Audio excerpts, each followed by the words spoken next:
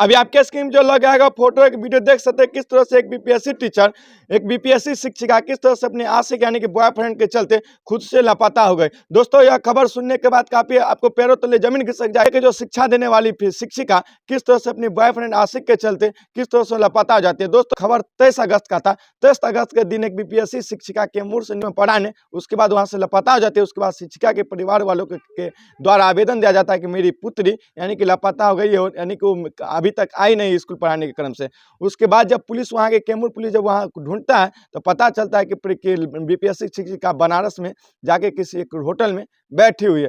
उस शिक्षिका यह बात बता रहे कि हमारे का दो बॉयफ्रेंड है, हम दो लड़का से बातचीत करते थे। एक जब मेरा जॉब नहीं लगा था उससे पहले एक से बातचीत करते थे, जब जॉब लग गया तो उसके बाद दूसरे से बातचीत कर रहे थे। उसके बाद जो पहला लड़का था उससे हम छोड़ के दूसरे लड़का से बातचीत करने के बाद जब हम दूसरे को छोड़ के तो हम पहले के साथ बातचीत करने लगे। काफी देर तक दोनों से बातचीत होता था। उसके बाद क्या होता है जब दूसरा लड़का जो लड़की का बार बार या प्रताड़ित क्या करता था, अगर तुम हमसे बातचीत नहीं करेगी, अगर तुम हमसे शादी वाला नहीं रह चाहेगी तो हम सुसाइड कर लेंगे। लड़की सोची बीपीएससी शिक्षिका हो सकता है कि लड़का सुसाइड कर ले तो हम फंस जाएंगे। यही के चलते बीपीएससी शिक्षिका क्या करती है कि स्कूल पढ़ाने के क्रम में वो लापता होती है। उसके बाद वो अपने फोन फेंक देती है। उसके बाद पुलिस मरकम में अस्थि होता है कि एक बीपीएससी शिक्षिका लापता हो गई। उसके बाद जब ढूंढने पर पता चलता है कि एक यानी कि वो अपनी बॉयफ्रेंड यानी कि अपने लवर के चलते वह लापता हो गई थी, यानी कि दोनों से प्रताड़ित हो गई थी, तंग आ गई थी। तंगी की वजह से वो अपने स्कूल पढ़ाना बंद कर देती। यह है दोस्तों बिहार के बीपीएससी शिक्षिका के आजकल के हाल। एक अनार 100 बीमार वाला हाल है। यह हफ्ते में एक अनार पे 100 लोग मरता है। वही बात इस बीपीएससी शिक्षिका के पास हो गई, साथ हो गई।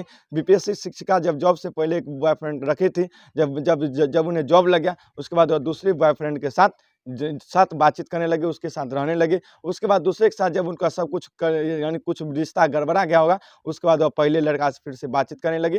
फिर से शुरुआत अपने जीवन को सारी खुशियाँ उसके साथ बांटने लगी।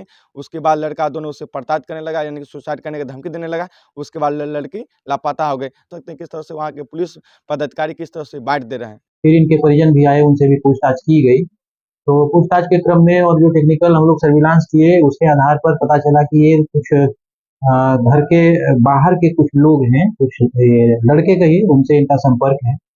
उसमें इम्पोर्टेंट जो बात थी वो 2 लड़का था जिससे इनकी बात लगातार हो रही थी।